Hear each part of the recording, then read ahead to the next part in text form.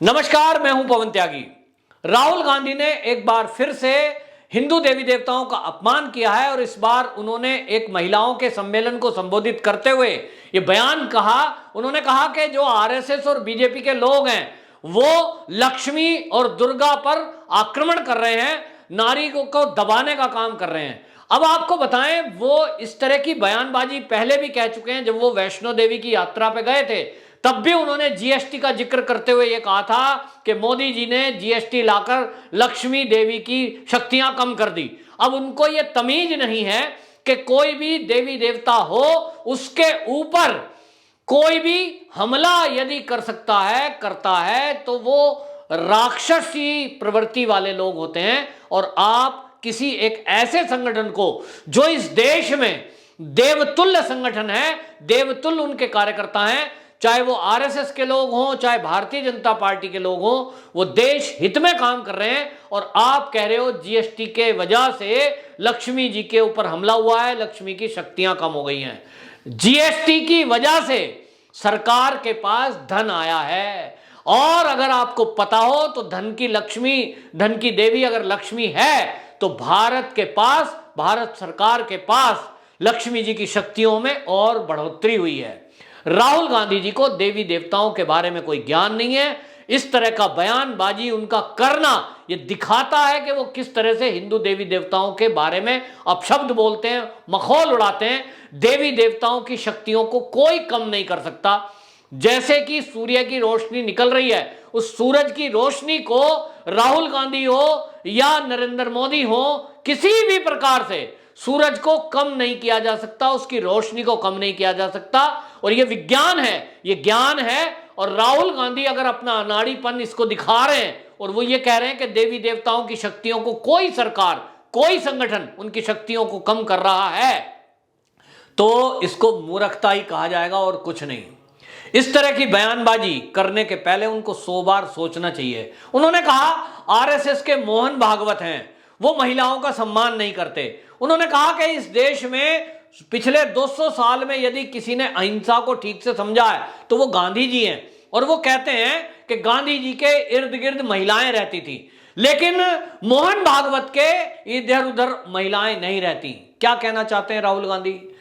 गांधी जी अगर महिलाओं के कंधे पर हाथ रखकर चलते थे तो मैं सम्मान के साथ कहना चाहता हूं कि यह आपत्तिजनक है। क्या उस समय कांग्रेस में पुरुष नहीं थे, खाली महिलाओं का संगठन था? सवाल यह है। और उस समय जब जवाहरलाल नेहरू भी थे, जब सैकड़ों कांग्रेस के कार्यकर्ता थे, पुरुष कार्यकर्ता थे, तब स्त्रियों के कंधे पर हाथ रखकर चलने की जरूरत क्या थी? लेकिन गांधी जी का वो व्यक्तिगत मैटर है। मैं उस बारे में कोई रिसर्चर नहीं हूं कि मैं बता सकूं कि गांधी जी को महिलाओं की मदद की जरूरत क्यों पड़ती थी, महिलाओं के ही कंधे की जरूरत क्यों पड़ती थी, पुरुष कार्यकर्ताओं के कंधे पर हाथ रखकर वो क्यों नहीं चलते थे। ये जो पीएचडी करते हैं गांधी पर वो बताएंगे। लेकिन मैं मोहन भागवत जी के बारे में जानता हूं क्योंकि मैं संघ से जुड़ा हुआ हूं। और आपको बता दूं कि संघ में नारी को एक शक्ति के रूप में माना जाता है और आपस के व्यवहार में हो या अपने चरित्र में हो, जो भी महिलाएं हैं उनको बहन कर संबोधित किया जाता है, बहन ही माना जाता है। और हमारे संस्कारों में बहन की मदद ली नहीं जाती, एक भाई बहन की मदद करता है। लेकिन राहुल गांधी को हिंदू संस्कारों से कोई लेना देना नहीं है, इसलिए उनको पता ही नहीं है कि बहन के कंधे पर हाथ रखकर चलने की भाई को जरूरत ही नहीं पड़ेगी। भाई बहन को जरूरत पड़ेगा तो मदद करेगा और संघ की यह पद्धति है। और आपको बता दूं राहुल गांधी जी, जो आप कह रहे हो कि नारी शक्ति को दबाया जा रहा है, आरएसएस और बीजेपी की आपने तुलना की, आप बिल्कुल नहीं जानते। राष्ट्रीय स्वयंसेवक संघ में राष्ट्रीय स्वयंसेविका समिति वो संगठन है जो पैरेलल में आरएसएस की जो शाखा पुरुषों की लगती है, उसी के समानांतर में स्त्रियों की शाखा लगती है। जो कार्यक्रम पुरुषों के लिए हैं वही स्त्रियों के लिए हैं, जैसे कि योग चलाना, दंड चलाना, नियुद्ध यानी कि कराटे करना, ये सारे कार्यक्रम एक पुरुष संघ की शाखा में जो होते हैं, ओटीसी में जो होते हैं, प्रशिक्षण कार्यक्रम जो होते हैं, सेम महिलाओं के लिए हैं। महिला को दुर्गा शक्ति करके माना जाता है, उसको शक्तिशाली माना जाता है। असहाय करके, उसको सहायक करके अगर लिया जाए तो देश की सेवा के लिए, किसी शाखा में आने वाले पुरुष की मदद में स्त्री की जरूरत पड़ेगी, ऐसा स्वयंसेवक कभी विचार ही नहीं करता, ना आवश्यकता महसूस करता। और यदि जरूरत पड़ेगी तो मैं पुरुष हूं, मैं पुरुषों की मदद लूंगा। यदि ऐसी स्थिति कभी आती भी है कि मेरे शरीर में दम नहीं है, बीमार हूं, तो क्या मेरे घर में पुरुष नहीं है? मैं अपनी बहन की मदद इस तरह से क्यों लूंगा? तो ये एक संस्कार की बात है कि मैं बहन की रक्षा का व्रत लेता हूं, रक्षाबंधन के दिन मैं अपनी बहन से रक्षा सूत्र बंधवाता हूं। ये हिंदुओं के संस्कार में है, बहन की रक्षा का प्रण लेना। और यही संघ के स्वयंसेवक की पहचान है। हम जब किसी परिवार में जाते हैं, और आम कार्यक्रम में महिलाएं भी होती हैं, हर बैठक में होती हैं, बीजेपी में भी महिला मंडल का एक है, महिला मोर्चा है, महिलाएं मिलती हैं, तो आपस की भाषा में वहां कोई ऐसा बात नहीं करता है कि अनीता जी आपका क्या हाल है, बहन जी कहकर संबोधित करते हैं, क्योंकि ये संस्कार है। और इसी तरह संघ में बहन जी एक आम भाषा है, बहन और भैया कहकर के बात करते हैं। तो ये हमारे संस्कार हैं कि हम जिस बहन से राखी बंधवाते हैं, रक्षा सूत्र बंधवाते हैं, हम उसकी मदद करें। और ये संस्कार संघ की शाखाओं में मिलते हैं, हिंदू परिवारों में मिलते हैं। ये हिंदू संस्कृति के संस्कार हैं, जिसको संजोकर आरएसएस आज तक चल रहा है। लेकिन आपको कैसे पता लगेगा? क्योंकि हमने तो आपकी बहन प्रियंका से आपको देखा ही नहीं कभी भी कि प्रियंका गांधी कभी आपको रक्षा सूत्र बांध रही हो। आपके संस्कारों में है नहीं, मैं नहीं कह रहा, लेकिन भारतीय जनता पार्टी के एक नेता ने यह बयान जारी कहा है। उन्होंने कहा कि आप तो हिंदू है ही नहीं, और इसलिए हिंदू संस्कृति के बारे में आपको पता नहीं। आप कौन हैं ये विवाद का विषय हो सकता है, और इसलिए मैं इस बात को नहीं बोलूंगा कि आपका धर्म क्या है, लेकिन आपको हिंदू धर्म के ऊपर कोई टिप्पणी करने का अधिकार नहीं है। किसी को भी इस देश में और दुनिया में हिंदू धर्म के ऊपर टिप्पणी करने का कोई अधिकार नहीं है। और धर्म हिंदू नहीं, सनातन धर्म कहलाता है। धर्म तो इंसान का कर्म करना है, और इंसान का कर्म जो है वो उसका धर्म है कि वो पूरी प्रकृति का, पूरे देश का, दुनिया का सम्मान करे, संभाल करे।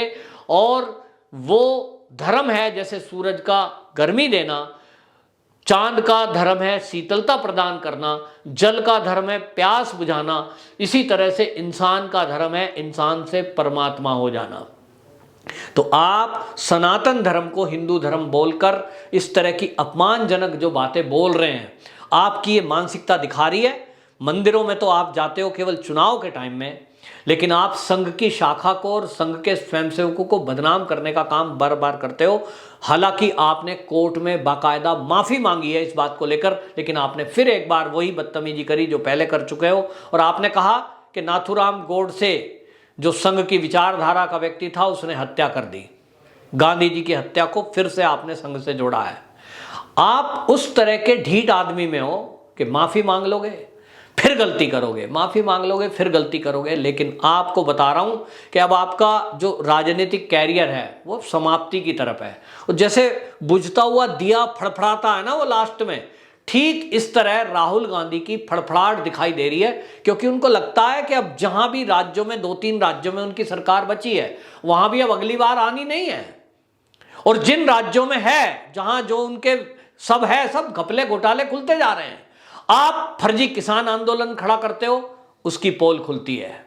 किस तरह से वहां महिलाओं का सम्मान हो रहा है ये पता लगता है। और कांग्रेस में किस तरह से महिलाओं का सम्मान होता है ये किसी से छुपा नहीं है, बताने की जरूरत नहीं है। तो आप अपनी राजनीतिक महत्वाकांक्षा के कारण हिंदुओं का अपमान करना छोड़िए, वरना आपको बता रहा हूं कि जो आपके कारनामे हैं, इसके कारण राजनीतिक कैरियर तो आपका समाप्त है ही। आप अब जो है इस देश के नागरिक के तौर पर हिंदुओं का इस तरह से अपमान करेंगे, हिंदू देवी देवताओं का अपमान करेंगे, तो निश्चित रूप से इस देश का कानून आपको अगला जीवन जेल में जीने को मजबूर करेगा। क्योंकि ऐसे लोग जो किसी की धार्मिक भावनाओं को आहत करते हो, हमारे देश का संविधान, हमारे देश का कानून कहता है कि ऐसे व्यक्ति को जेल में होना चाहिए। आप हमेशा आरएसएस को टारगेट करने की कोशिश करते हो। मोहन भागवत जी के नाखून, पैर के नाखून की तुलना भी आपके किसी बड़े से बड़े कार्यकर्ता से नहीं हो सकती। एक व्यक्ति ने अपना पूरा जीवन पढ़ाई लिखाई और उच्च शिक्षा प्राप्त करने के बाद अपना पूरा जीवन इस राष्ट्र के निर्माण के लिए लगा दिया है, और वो तन मन धन से दिन रात राष्ट्र के लिए चिंतन करते हैं, मनुष्य निर्माण का, व्यक्ति निर्माण का काम राष्ट्र के हित में करते हैं। ये राष्ट्रीय स्वयंसेवक संघ की विचारधारा है, ये राष्ट्रीय स्वयंसेवक संघ का काम है। नारियों के लिए जिस तरह का सम्मान और मान और उनको आगे बढ़ाने का काम राष्ट्रीय स्वयंसेवक संघ और उसके अन्य संगठन कर रहे हैं, आपके तो कल्पना में नहीं हो सकता। लेकिन आप दिल्ली में बैठे हैं तो मैं आपसे आग्रह करूंगा, कभी जाइए, राष्ट्रीय स्वयंसेवक संघ की जो स्वयं सेविका की जो शाखा लगती हैं, कभी आप जाइए, स्वयं सेविकाओं से मिलिए और उनसे बात करके आपको पता लगेगा कि उनका कैसा निर्माण हुआ है।